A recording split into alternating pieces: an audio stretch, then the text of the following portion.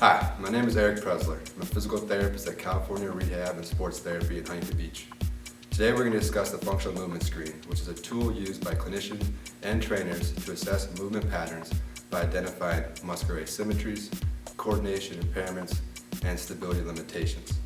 Once these impairments and limitations are identified, we can then implement individualized corrective exercises to both improve performance and function, but maybe more importantly, decrease injury risk.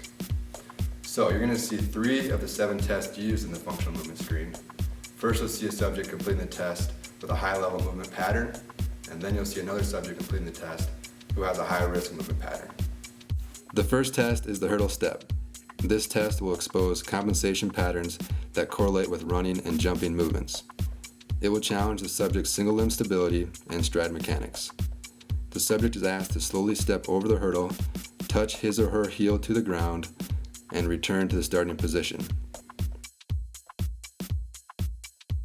Impairments are demonstrated by a loss of balance, lateral leaning, twisting, or contact with the hurdle. The second test is the inline lunge. This test will expose a subject's ability to control deceleration forces that are integral to most sporting activities.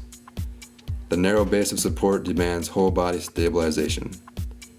The subject is asked to complete a split squat maneuver based on his or her tibial length. Again, impairments are demonstrated by loss of balance and inability to lower the knee in line with the opposite foot and any trunk movement. The final test is the active straight leg raise. This test will expose bilateral lower extremity flexibility limitations and a subject's ability to dissociate the lower extremities while maintaining core stability. The subject is asked to raise one limb as high as possible while maintaining contact with the board under the opposite limb.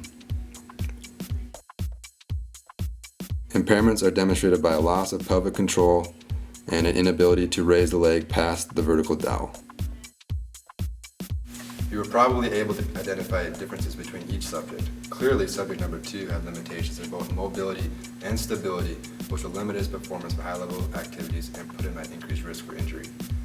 Based on this information, we can now implement corrective exercises to improve his function and decrease injury risk.